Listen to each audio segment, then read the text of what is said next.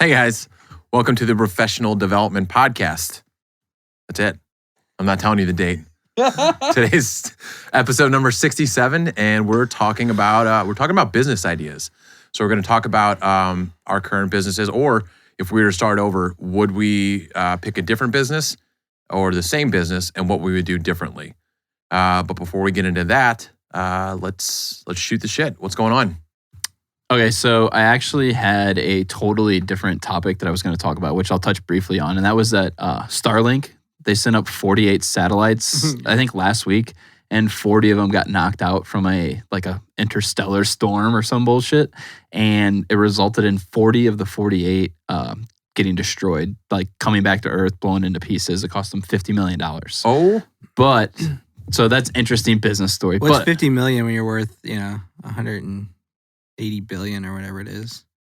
Yeah, I mean it's not that big of a deal, but it's just it's more like the impact of like, okay, well, how sustainable is this really? Like we're gonna have our internet all across the globe with satellites. But was it going up, or was it they were sitting there and they all got wiped out? I thought it was when they were going I think up. they went up, but they were in orbit for a small period of time before the storm actually took them out. Oh, interesting. Didn't know there were storms up there.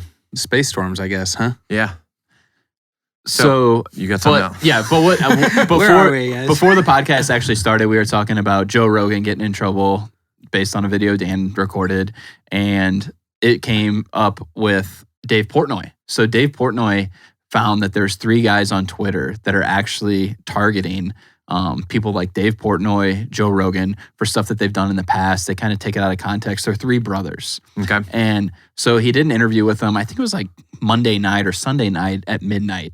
And Dave Portnoy, doing Dave Portnoy things, found out that one of the brothers had a private conversation on his cell phone with the fiance of one of the brothers, and he used a racial slur in the text message. And during the broadcast where they're talking about all this, he's like, is one of you engaged to Alexi? And you just see the guy's face just go like, boof. He's like, oh shit, like, what does Portnoy know about me? Yeah. And he's like, so what's this text message say? And pops it up on his screen. It's a racial slur. And they just like stopped. And they just cut out? Yeah, they instantly. Dude. So, Really? yeah. Oh, that's the thing. It's like, like with celebrities like Joe Rogan, right? Like obviously he wants to keep a certain persona, a certain face. It's like Dave Portnoy is a guy that it's like, he will tell anybody. He's like, you fuck me once. It's like that bridge is burned and watch your fucking back. Like I'm coming after you. Yeah. And I that's love it. Yeah, and I think that's what's crazy about Dave Portnoy. He like literally gives no fucks. And like I think Dan talked about this last week. Like there needs to be more of him. And like I do think Elon is like kind of flirts with that, but like he's also not like having sex tapes spitting in chicks' mouths and stuff like that. I think there needs to be more of it because like that's I didn't know that. That's the Oh, yeah. yeah. Just right in the face. It's just that's the Didn't watch authentic that one. version of a person, right? And so you can't walk around and tiptoe on every single thing. Like if you're just you and your authentic version of yourself, like people like those people, and then you're always going to find the people that want to throw the rocks at the glass house or whatever the fucking saying is. Yeah. I don't know it. People who live in think glass you're right. houses who like to throw rocks. Yeah, I had a so shrink it's say just- that one time I was sitting in a hospital bed. Yeah, so it's like, and they're huge public figures, so it's easy to target them and want to take them down and all these things because they have so much influence, but it just creates division among people more than anything. Yeah. So speaking of Barstool, that reminded me, did you guys see that it was Nelly and somebody who was with Nelly interviewing? I think it was another rapper. It was Nelly and another rapper, and they were on like the KFC, whatever his podcast is. And as they were going live for this interview, Nelly's like sex tapes got like dropped on the internet. So if you like look at Nelly's face, you can see him like his face going like, oh shit. Like, yeah, as it's fucking He was going on. viral like live. Yes, as it was going on. No shit. Yeah. That's Which is awesome. fuck. But he wasn't like, oh my God, like freaking out about it. He was like almost laughing about it. So I don't think he really gave a fuck. It was Yeah. some fellatio that was happening. A blowjay. Sorry. Did you watch the video?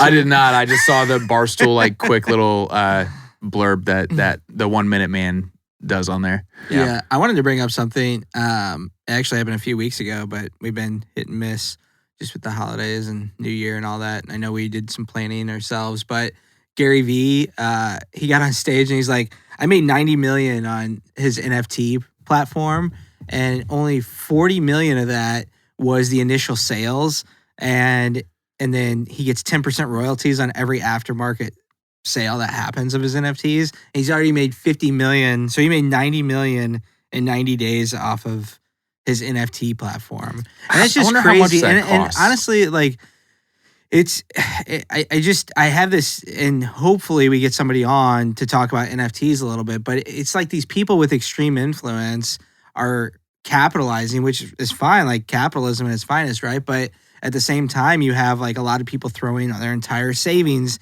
at things that could literally tank, but somebody's getting rich off of it. And I keep looking at all these things like, you look at crypto, which I don't know enough about, but I know that there's probably a lot of listeners out there that do believe in it. I don't personally have any. And then after crypto, then there's NFTs, and now there's the metaverse coming up, and people are buying fucking real estate in the metaverse. And so it's like, when does that stop? These things keep flaring up of people like chasing money, but I think it's amazing. Like, these influencers can just like turn on a button, spend about a month and a half on a platform, and boom, 90 mil, which is awesome for Gary Vee. It's just really interesting. I think there's a lot of people that are going to be chasing like fear of missing out and get rich quick shit. It's awesome for him, but at the same time, like, to flip the script, nobody can be sure. Like, nobody can be 100% sure. So if it turns out that NFTs are just a flash in the pan, it's like Gary Vee is fucking done.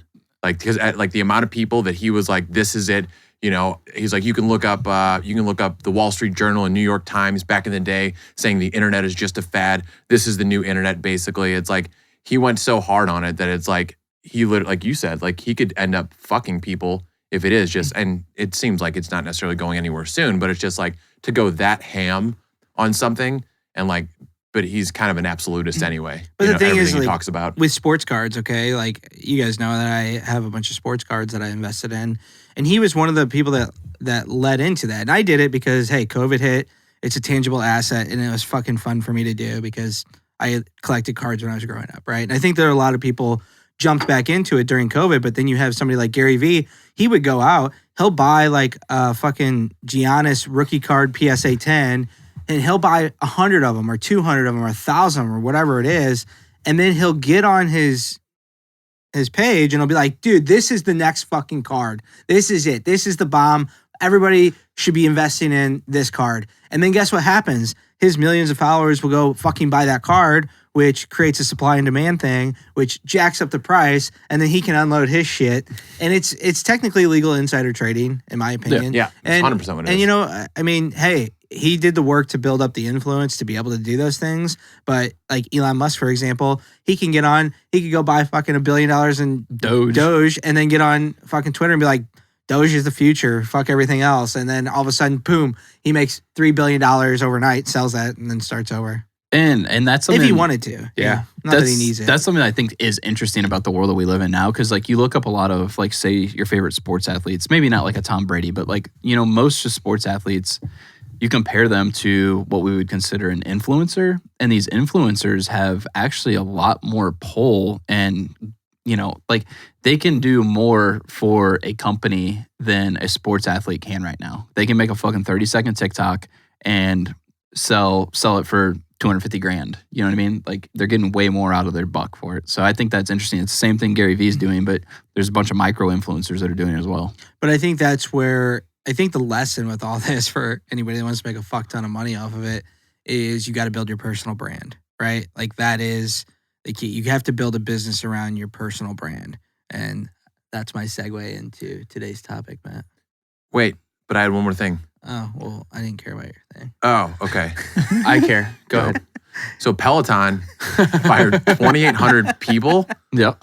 But they gave them free Peloton memberships. Yeah, so as parting gifts. Yeah. Well, the reason they're doing that, is to show.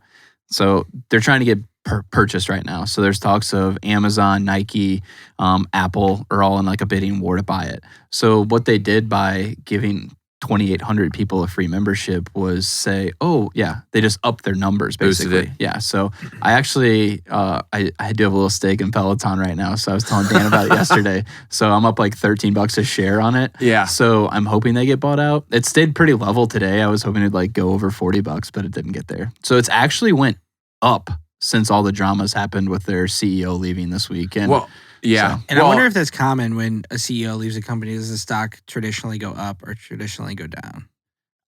So I've actually done a lot of research on it, maybe because I'm slightly invested in it. But so from my understanding is it sounds like this might be like a total scam. So the previous CEO sold like $500 million worth of shares, okay? Mhm. And they're like saying, oh, Peloton's done. They're cutting production of bikes and treadmills, blah, blah, blah. This all came out right after the CEO sold $500 million. So what's funny is that happens, the price goes absolutely down, like drops. Well, that's a buying opportunity for all the other investors in the company. So it seems like weird, but if they know they're already going to get bought out and there's rumors that their earnings are actually a lot better based on a leak. So as soon as the earnings come out and it says, oh, well, Peloton actually did make money last quarter, then it's like, stock goes flying up. It's a little sus. I mean, A little bit suspicious. But why would they shut production down? Is my question. If there's a serious demand as a business, you wouldn't be able to shut the production down. That's the part that I don't understand, but I'm also not. Raises an eyebrow. Yeah. For sure. Yeah, for sure. Yeah. So yeah, that being said, I don't have a better segue than that. I know. I fucked up. I'm sorry. It's all I good. didn't know you had anything. I would let you go first. It's all good. So we're going to talk about businesses today. So let's start with quotes. What do you guys got for quotes? I'll go first. So I have, in the business world, everyone is paid in 2 coins, cash and experience. Take the experience first. The cash will come later.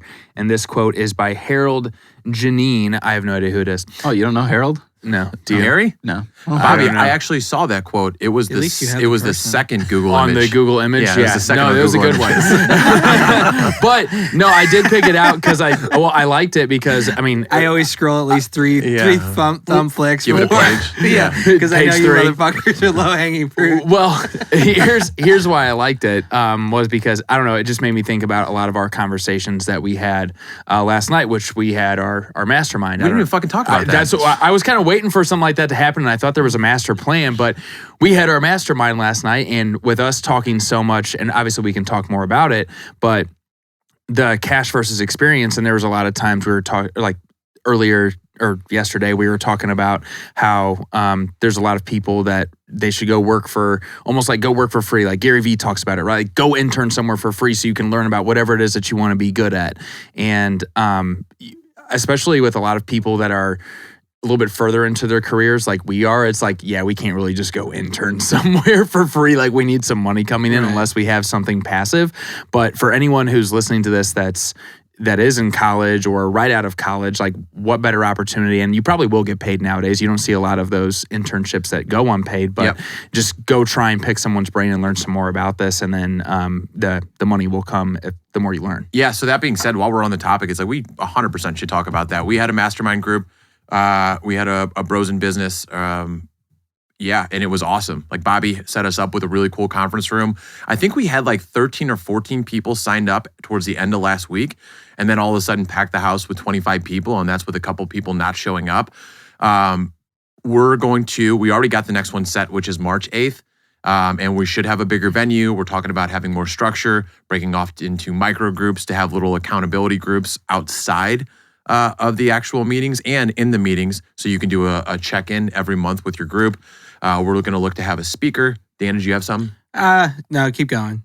We'll Okay. talk about it after the pod. It was just an idea that came up. Okay. So Don't share it with he's gonna everyone. forget Yeah, it. share it. Yeah. What's the idea? No, it was, I think we have a lot of listeners that aren't in St. Louis. And so if we're going to do this, we could have a virtual group of 10 people that could also like hop in a Zoom together and be that, you know what I mean? Because if we have 40, 50 people that we plan to have, Yep. we're going to have 5 breakout groups. Well, if we get 10 of those to be virtual, then, and if anybody listening is interested, then we'll get a virtual group to break out and work with each other on. Yeah, I would say just hit us on Instagram if you're interested whatsoever. There's actually a couple of people I think have already reached out that are just love the podcast, love what we're doing, but they're just not in the St. Louis area. So for sure, reach out to us. We can put something together. We've already got the official camera shit anyway, right? And then we got Rich showing up, so the audio should be pretty solid, right? Sure. Yeah. Sure. But it was really good. So our structure it wasn't anything insane, but basically we just, we take a few people, talk about any problems that they're having. And what we're realizing is it doesn't have just to be about business. It can be personal, it can be professional, it can be about family, it can be about faith, it can be about finances. And there's 20 guys that sit there and go around the horn.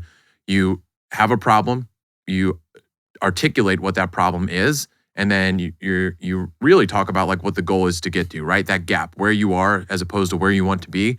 And then people sit there, ask you questions, and give you advice, and whatever resonates with you, we develop action items. And then you come in the next week, you talk about what you've done over that month to get to that next step. And then this is the first time we actually had the feedback. And Andy Cole fucking killed it on his elevator pitch. He did. When he was talking about it at first, and he just kind of said, yep, I did it. I put some time into it and blah, blah, blah, blah, blah. And it didn't seem like he didn't actually it didn't seem like it didn't seem like he wanted to. And then I think Bobby or one of you guys were just like, let's hear it. And then he just goes, okay, and popped up like he was fucking ready. Yeah, he was like literally waiting for somebody to call him out. And he's like, okay, yep. And he stood up and did it. And He so teed it up. what I thought was, I texted my wife or called her on the way back, and I was like, to me, I don't know about you guys, but like it's super rewarding, like what you're talking about when we did like checking back up with them. And like literally every single person was like, yeah, I actually did do those things. And like, this is like how it turned out. And I'm like, I told my wife, like, as like stupid as this sounds, but like, it's like, we're changing people's lives. Well, I think that's the grateful moment where it's like, and I said that before everybody showed up, was I looked over you guys, I was like, remember when it was us three and nobody else showed up for the first book club, and now we have a room with 25 people filled. We didn't even have enough seats last night. Yeah. Take any event that it happens from 6:30 to 8:30 on a weeknight, and it's a happy hour, and people are just getting drunk and passing back and forth business cards and shit like that. And there's no value to that, right? Like no one is actually getting better in that setting. You have people passing around business cards, and that's fucking it. Whereas now you have a group of people that feel comfortable being vulnerable around each other. Yes, do we have a lot of type A people in there that love to hear the sound of their voice, and but there's a lot of good info there. It's value, unless you're trying to sell. Yeah, which we did have one of. He definitely was. For sure, either way. But here's the thing, is for the most part, like you see something, I mean, you're not going to get that anywhere else. So especially for people that are looking for something that's going to bring an insane amount of value, where like, I don't know, for me, like I took a couple notes and I have one big takeaway that I'm going to work on going into next week based on what John Gibbs said about he's doing video SOPs for all of his guys on his production crew. That was a fucking money idea. And I'm like, and I've been toying with that for so long. And then as soon as he said that, I was just like, why the fuck am I waiting? Like, this is so easy. That was my biggest takeaway too. I actually texted them today. And so I've been pushing my brand a lot on Instagram, right? So one of my CNC, like the manufacturer who builds the whole entire CNC, was like, dude, this video is awesome today. Like out of nowhere. And I was like, yeah, I've been thinking about doing some videos of like how to, and then like, you could put a QR code in your manual. And they're like, for sure, let's do it. So I totally stole that idea, or utilized the idea last night. And I was like, I mean, I'm not expecting anything out of it, but clearly that's going to, whoa. That's a... John might want 10%. Chill out, Priscilla. Yeah, you and Priscilla always fucking grabbing the mic. No, I mean, for me, it was awesome to hear everybody, and I think one of the themes with the presenters was, they're in a situation, they're wondering how to get into the situation they really want, and so to like loop back into quotes, if that's cool. Yeah, go for it. Gary Vee talks about like eating shit, right? Like, and this isn't really a quote, it's just something he talks about is eating shit for 24 hours, eating shit for 12 months, 2 years, whatever it is. And what he means by that is like fucking work for free, fucking work for cheap, like learn the trade, fuck up. Like, you know what I mean? Don't expect to have a lot. And I think the hardest, like to your point, it's very hard to step back from, like, let's say you're making $100,000 a year. It's hard to go to $40,000 a year, just to launch your business. But the long run, yeah, it will be better. But I mean, it's up to the individual and what they have going on, family, mortgage, things like that. So, that was just a theme, and it's so I thought about Gary Vee when he talks about like eat some shit Yeah. To live in the clouds. Yeah. And that was Or the, eat dirt. that was for sure the advice for Sal. I know Sal got some value out of it, but to circle back, so Andy killed it. Bryson, he came late, but it was cool to see how. Do you guys remember how like almost stubborn he was last meeting about like For sure. I can't commit to hiring someone like, but I maybe delegate. And he came back a couple months later and he was like, yeah, I hired 2 people. I hired a salesperson and a transaction coordinator, and it was really cool. Like his team's growing. We see him in our office, and that's fucking cool. I didn't hear who was it, Jordan. I didn't hear Yeah. his update really, but it sounded like things were going well. It sounded like it. He's a little all over the place, but I Yeah. mean, that Yeah, guy's like super. I mean, high strung, like He's- killer instinct. He was type killer guy. instinct. I think I might hire him. he was amped up yesterday, and it sounds like he's got things trending in the Dude, right direction. at 20 with for him 28 years sure. old, like how he could use a little bit more structure in terms of like where he's going with his thoughts, but like you can tell he's such a fucking smart kid. He's so driven. Like, and he talks about his background. Like he's got that fucking hunger. Well, Yeah, and it's- he's 100% all in kind of guy. Yeah. Like he's all in or he's all out. I always think I it's feel like- easier to slow somebody down than speed them up. So he's at least got that going for him. Yep. Yeah. Yeah. So we did that. We had a couple other guys come and talk. I agree 100% that like actually seeing people make the changes just because of a fucking group that we put on with like no real, idea what the fuck that we were doing. It's for sure cool. And then seeing like the level of not only like the number is increasing, but the level of the group Yes. is increasing. Yeah. You know what I mean? Like the people like Ben Mize The, is the coming. net like, worth inside there last night was getting bigger. Yes, it for sure is. And just like the conversations. And Bobby, who was the guy that you had brought? What was his name? Anthony? Anthony Clavenna. Anthony talked a lot, but honestly, like a lot of it was just like, it was a lot of like good nuggets that I pulled away from it. And an interesting thing, and just kind of like an admitted thing, like my first instinct sometimes when hearing some of these guys like talk or kind of take over the room is just kind of like, who the fuck is this guy? Like my This ego. is my show. My ego kind of kicks in, but then I'm like, okay, like this is what we needed, right? Like we need people to keep us on, like to level us up in certain ways, whether it's public speaking, finances, or whatever. Because it's like A players want A players around, right? B players want C players around, so that they look like the shining star, right? And I feel like we did a really good job of pulling a lot of A players together. Yeah, no doubt. It was a good group for sure. Yep. Cool. So that's a recap on the Bros in Business. I think, we'll have more information out about March 8th, but let's kind of get back to this. In terms of quotes for businesses, the one I pulled was, formal education will make you a living, self-education will make you a fortune. Has nothing to do in there with actually talking about business, but I believe starting a business is the start of true self-education. You are learning shit every day. It's a roller coaster. There's constant ups and downs. In order to stay in business, you have to keep up with market trends. In order to succeed in business, you have to be ahead of certain market trends. Like you've got to get ahead of shit. And it's like I've always been big on self-development, on reading and shit. But it's like once I started my business was when I actually was like, okay, I got to actually do something with this information. So that was the quote that I pulled. So the quote that I have was, success seems to be connected with action. Successful people keep moving. They make mistakes, but they don't quit.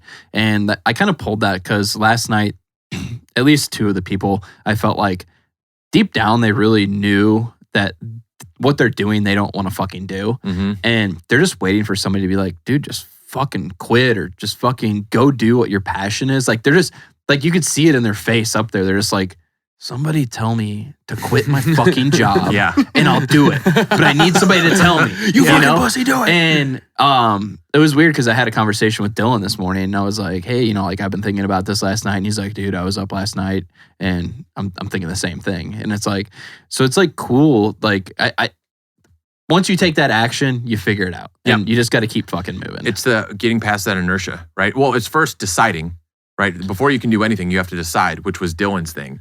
And then once you decide, you take that first step in that direction, and then it's, essentially game over. Yeah. Yeah. Jinx. Yeah. Yeah. You owe me Coke? What? Is that how it works? I thought it was a kiss. Okay. Okay. Either one. Hey, So I got a quick you got one? little, it's more of a story. Both of Dan's quotes today are It's stories. a quote that comes from a business owner. So my boss arrived at work in a brand new Lamborghini, and I said, "Wow, that's an amazing car." He said, "If you work hard, put all your hours in and strive for excellence. I'll get another one next year. That's really good. Nice. That's fucking hilarious. Do we go around? Did everybody have their quote? Yeah. Yep, that's it. Books, in terms of starting a business, owning a business in general, what are your favorite ones? I had one that I just listened to recently. Both of these actually, Rich Dad Poor Dad by Robert Kiyosaki. Great one. And I'd never listened to that before, and I wish I would have listened to that whenever I was younger. I think it would have been much more impactful. And then recently, just listened to, or I'm almost done with Atomic Habits by James Clear. And just, I mean, the big thing, like one of the last chapters, he talks a lot about not missing twice. And recently, I've been like revamped in my kind of fitness and my health and things like that. And it's just made me realize that I've been a big bitch about getting to the gym and eating healthy. And same goes for looking at this from a business standpoint too. So I love those. Yeah, I talked about this book all the time, but the compound effect for me, and we kind of talked about it at the mastermind last night, where it's, put 1 hour in, a day for somebody that's trying to side hustle it. And then that compounds over time. If I don't do shit today and I don't do shit tomorrow, how can I expect anything to happen? And I think Frisella even says it, like, if you can't do something for 5 fucking days in a row, like, why do you expect to have a fucking reward, And so with the compound effect, I really like the fact that it just shows that, like, those daily consistent efforts eventually will compound and pay off. And I think that daily consistent efforts on your business, especially when starting out, are super impactful. Like if and attacking the process with that, For sure. attacking the process with your efforts, because it's going to be hard. Shit's not going to work out. But if you keep putting in those daily efforts, shit will start to come to fruition. As long as you identify, it's identifying those good habits and then figuring out, okay, I need to do this every single day. Like the one thing, like what's the one thing that I can do every day, such that by doing it will make everything else easier or unnecessary. And as soon as you figure out what that is, and if you miss it once, just don't miss it again. As soon as you miss it again, you're building another habit. It's just a bad one. Yeah, and I think Michael Phelps even said like he would train every single day, because if you took, the other swimmers would take a day off or 2 days off, and it takes you like 3 days to recover. 3 days to recover from that. So like you can't miss a day. And I feel that in my business. I feel like when I take it easy and I don't give 100%, like taking 1 day off takes me 2 or 3 days to get back that momentum I had at the end of a really good week, And so that's why a lot of times I'll just fucking go to a coffee shop on Saturday morning, Sunday morning, and just do either some admin or whatever. Even if it's an hour a day, at least I keep that momentum going a little bit, and I don't get disconnected from my work. But for some people, it's better for them to have a couple days off to get refreshed. For me, I have to keep going. I feel you there. Book I picked was Built to Sell. I've talked about it a couple of times, but I believe it. You don't put it into application until you have the business for a little bit, but in terms of how to structure the business that you're building, it really differentiates. Well, I think we talked about this last night, the difference between creating a job for yourself and actually having a company and being an entrepreneur and creating something that's buildable, scalable, and sellable. Even if you don't have the intention of selling it, it's putting those processes in place. So it's like other people are working in your business, right? Yeah, in your business, and you are working on your business, worrying about strategy and scaling, and it opens you up to do things like shit that we always talk about, build multiple streams of income, so you can start another company that might either help that or in a completely different industry, so you're not reliant on one specific company. And so I didn't pull a book for this one. I pulled a podcast because it's been I've been listening a lot to Sam Parr's podcast, My First Million. I don't know if you guys have heard that one yet. And the one I listened to was from last week with a Noah Kagan. I think he owns HubSpot. Really? Yeah. And they actually talked in depth about like some really super interesting things about starting a business and like people who have done things that like you wouldn't even think about. Like this Noah bought up all the WordPress plugins. Like he bought up like the top 1,000 for like $1,000 a piece and then like flipped them for like 10 grand or 100 grand. Or he just monetized them to where he's making millions and millions of dollars off of a free WordPress plugin that have buy options inside them.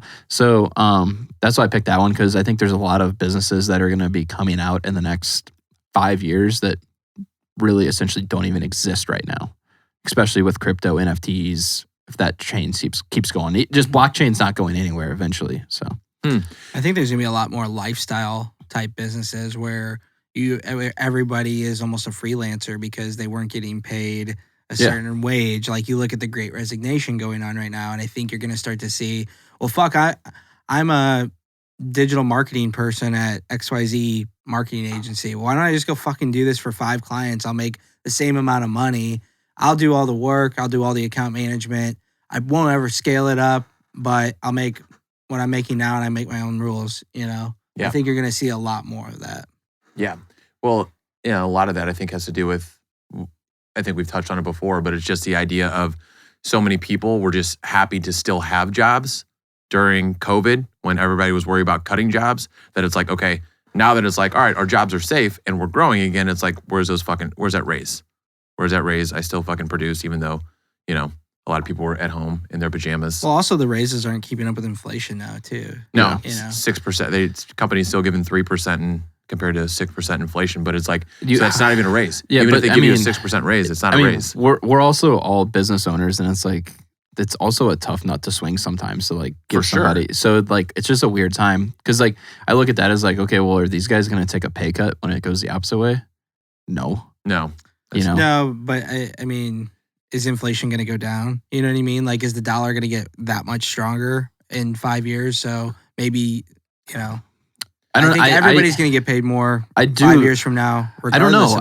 I do think that there's a lot of talk the about. Dollar's just not worth as much. We're trying to onshore a lot more things. Like Intel just did like an $8 billion build for microchips in Ohio.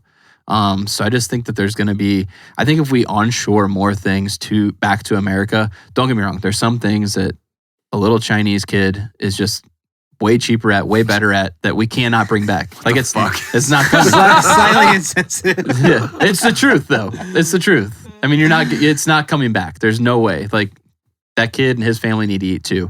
And we can't bring all that stuff back. But the more stuff that we onshore back to America, the stronger the dollar is going to be.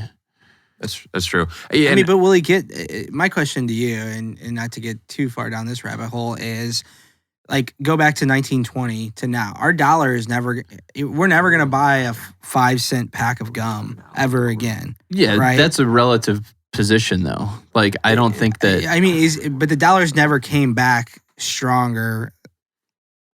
I'm talking to that degree. I'm talking more in like a general consensus of United States US dollar versus your yen or your against, that's fine. But what I'm saying is like the wages that we pay, like, real estate's going to continue to go up as it has. You used to be able to buy a house for what, $5,000, and now it's $500,000 or whatever. And then you used to be able to buy a car for $3,000 brand new. You know what I mean? Like all these things have increased over in price, and I think that wages are just going to keep doing the same regardless of what. You know what I mean? Like, yeah, but they're not going to take. There might be a bigger percentage sway in that. So, like, if you look at, a car costs $3,000 versus $30,000, but what was the value in comparison? Like, what percentage difference was there from 1920 to 2022? Percentage difference in regards to like what? Bang for your buck. So things are $3,000 or $30,000. Well, that doesn't really justify a difference, because everything comes up with it. But if your dollar does still buy more. But I don't think car prices are gonna. I don't think an Escalade's gonna go from $100,000 to $80,000 at some point. Yeah, no, I don't think that either. What I'm saying though is like in a relative position of you're getting paid $100,000 versus in 1920 or whatever your example is. What was the salary then in comparison to that right, price? That's what I'm saying. Yeah. Okay. Yeah. No, I get that. And I don't know the economics of between like the wages and the, how much products cost, but. At the end of the day, you're saying, well, I'll give them the raise, but are they going to give it back? You know what I mean? I think wages are going to continue to rise long term. The way I look at it is, I think like employer and an employee need to understand that there's going to be years that are better and are worse. So say you don't get a 6% raise this year, maybe you'll get that next year, and inflation won't be an issue next year. Right. Because we printed the most money in history in the last 3 years. Yeah. Good. I said I don't want to go down the rabbit hole. Oh, you dug a little there. Just because you had no value to bring to that. Right. Yes. It's 100% element that's out of my fucking comfort zone or know of anything. And usually Dan and I are more on the same page. Yeah. How about that? Yeah. little bit of beef. I actually think we haven't are had on that. the. Haven't had that since Bobby Brad, huh? No, I think we are. I think we are on the same It's a page. bummer that I think wasn't it's being just recorded. we don't know the true numbers. Yeah, you guys. Takes time. Yeah, you don't know the been right good. questions asked. So, circling back to this, here's the question I think that everybody was looking at. Is like, if you had to start over again, what are some businesses that sound interesting to you? What would you get into? And we can kind of like lump this in. Like, would you do it the same? And where would you go, or what would you do different? I can tell you this, that I would have been, because I graduated and went right into a W-2 role with that company, and I made really good money there, and I had no like expenses at all, and I saved jack shit. So if I don't know if I do it differently coming straight out of college, because I definitely needed to make some money. So like as far as where my brain was at that point in time, but knowing what I know now, I feel like I would have gone and worked that same job, saved that money, and been able to take it. And I mean, if you want to talk like dream job, like give me something sports, music related, something along those lines. But like for me, like got to be investing, right? Whether it's properties or something else to make my dollar work for me instead of me putting in all that work, so I could have had more time for me. Sure. Brad, interesting, because you, I feel like we fell into a lot of what we did, right? Like we didn't go to school for recruiting, didn't go to school for insurance. It's like you grew up racing and then like fell into that after the freak accident that you had. Yeah, so for me, I went to school for business. I got a certificate in entrepreneurship. Like I've always known that I wanted to own a business just because I grew up in that world. But yeah, blew your hand off and let's build race car parts as a business. Like that's what I decided to do because it's what I had knowledge on. And you had a network to capitalize. Yeah, I had a network that it was an easy entry into market for me. Mhm. But looking back on it now, knowing the stuff that I've known or experienced over the last 4 years, I would not probably pursue the same business I'm in now. I love it. Like, don't get me wrong, like I'm doing well. But I felt like it's taken too long to get where I want to versus other businesses I feel like could have scaled a lot faster. If Like? that makes sense. So for me, if I was to redo it all over, it would be some sort of service-based business. Like what I mean by that is like a recession-proof service-based business. Like say heating and cooling. You are always going to need heating and cooling. Like Trash. Trash services. That's like my number one thing. That's the business that I said I would start. Like as weird as it is, like Dumpsters? Like dude, I'm fucking into dumpsters. Like I've always been into dumpsters, but it's just like This in your college days? I'm more into dump trucks. Yeah. No, but there's just a lot of money in anything service-based, and it's recession-proof. Trash isn't going anywhere. You're always going to need heating and cooling. You're always going to need stuff cleaned. So anything like that are the things that interest me. And those are the types of businesses that like right now what I'm most interested in is like acquiring businesses that are running and cash flowing them versus like a lot of people there last night. Matt, you're doing it too, are trying to cash flow real estate, which is awesome, which is great. But I'd rather jump into something that's going to like net me like $150,000 a year as opposed to paying my mortgage. The long term? Yeah. Yeah. So I'll just go since it kind of goes alongside with it. I would 100% do real estate. If I wasn't doing recruiting. I love what I do. I think it's something also, recruiting is obviously not recession proof.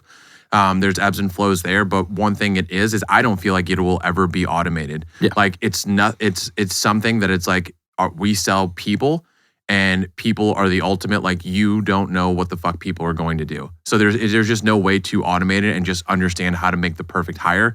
It's also very relationship driven as well, right? Unless we're like robots in the future, I don't see any way that it's going to be automated. Certain processes, right? But again, you keep up with trends and stuff like that, you should be good. So I would pick real estate just because I'm dipping my toes in it. I fucking love it. Like buying, selling, flipping. Also the property management, which property management, until you scale it up, there's not a lot of money in it, but using that as a lead generation tool, right? So there's people that are coming to you to manage their properties that they own for a reason, right? Like they don't have time. And a lot of them, they could just be super stressed because they don't fucking like the real estate side of things. You know what I mean? So it's like an opportunity you're going to know the square footage of the place, the location, what condition it's in, right? What rent's going for. So you could basically easily estimate what that can sell for, right? So not only to find off-market deals, but if they want to keep it and rent it out, Airbnb arbitrage, like I was saying, furnish the fucking place, turn it into an Airbnb, and it's all profit and none of the risk.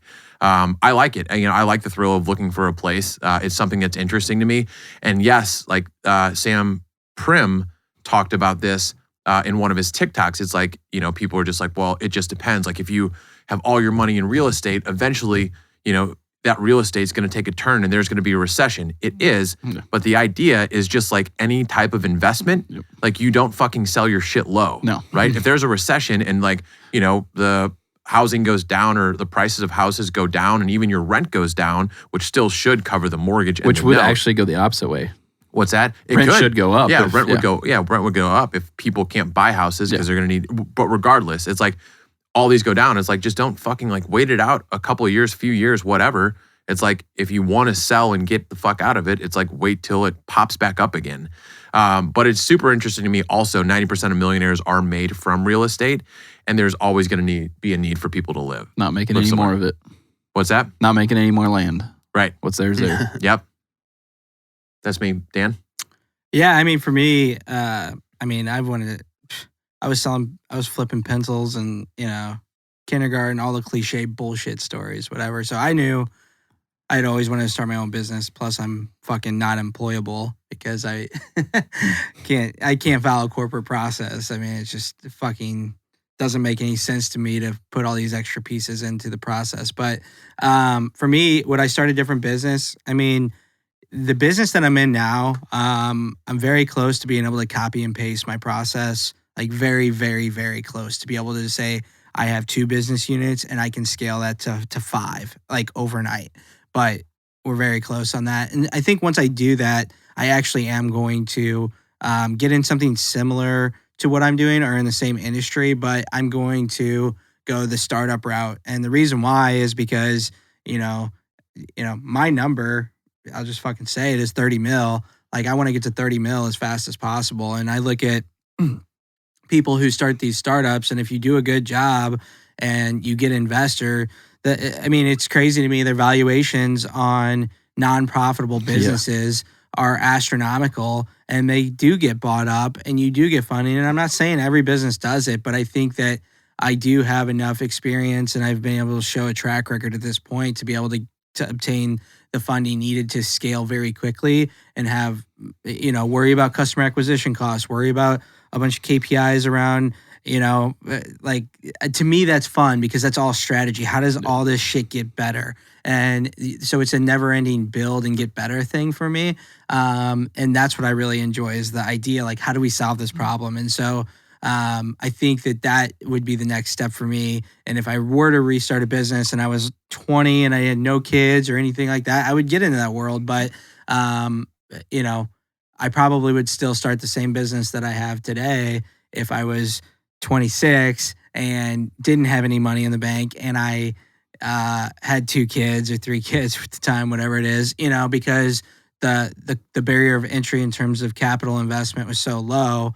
That's the only thing that made sense for me. And I tried a couple other things before that. And, I tried cleaning roofs or like the shit stains off of roofs, and it was like, oh, I tried it and I didn't like it. So so recruiting was the first thing that for me, I actually did enjoy and I stuck with and it worked. But, I know that there's a way to build a business and sell it to a private equity or, something, and that's where I went to, I played golf with this guy and he is part owner of a very, very large alcohol distribution company, has done very, very well. Anheuser-Busch. Well, he was like a number 3 guy at Anheuser-Busch, and then he went over to ownership at Major Brands. Major Brands? Yeah. And he said, if I had to do it all over, I'd say, fuck this, I'm getting into private equity. Yeah. So private equity, accelerator world, like that's where I want to be. And actually, like, I'll just say this out loud. I want us to start an accelerator at some point for startups, I just think that being a part of that and watching companies grow and then being able to capitalize on that is a big play for me. Where somebody else is running the business. Yeah, I love that. So, you guys know that I've kind of been exposed to that world a lot in the last 6 months with, the deal I've been doing, and just the startup game and private equity is like fucking insane. I Well, mean, the they- stuff they do, the money that these hedge funds give these private equity firms to purchase things is stupid. I mean, they're even doing the same thing with real estate, Matt. I mean, these hedge funds are coming in buying up. Thousands of units. Yeah. But that's the thing. If you have 100 units, like they'll pay 150% of value, Mhm. 125% And they of don't value. they don't But even won't fuck they don't with you if touch you it. got 3. Yeah. You know, they want Right. the big guys. And I mean, to your point, it's just like, oh, we're gonna buy fucking 10 of them for 50 million. We'll spend 500 mil, and one of them will fucking make 650, and we'll be up 150 mil and buy another fucking private jet today. Yeah, and that's the goal. The right private there. equity world is fascinating to me. Super interesting to me. Yep. So I don't know if we had anything else that we wanted to talk about. But before anything, I knew I'll forget about this. I want to give a shout out to Jake Taylor, who came last night. So Jake didn't know anybody. He's 23 years old, just graduated. Oh, really? Yeah. He just graduated and he just showed up to the networking event. Apparently he's been listening to us since like the early, like the inception. Also like Poor guy. Yeah. No, I said to him, he goes, yeah, I listen to the podcast. I go, you still listen? Like, holy Yeah. shit. Yeah, he was pumped when we had Frisella on, and he like follows everybody that we've had on now, and he just showed up. Like, and it's pretty fucking cool because at 23, it was like I was not doing that shit. No. Like I was not showing up. I was not doing any of that. And nice kid. Obviously, sounds like he's got a good head on his shoulders. Really good taste in podcasts. You know, Obviously, Great taste. yeah, great man. taste. Top 1%. Yeah. So shout out Jake. That's it. Yeah. Yeah. That's all we got Does today. anybody have anything else? No. Cool. No, Hey, feel fulfilled. I think we're gonna put something up on Instagram. We're just curious to hear if you were going to start your own business, or if you started a business already and you're thinking about starting another one. What would it be and why? We might talk about it a little bit more because this is a topic I feel like we're just kind of scratching the surface. But we will figure out what we have going on next week. Otherwise, we appreciate you guys tuning in on YouTube. Huh? Deuces. Yeah. Yeah.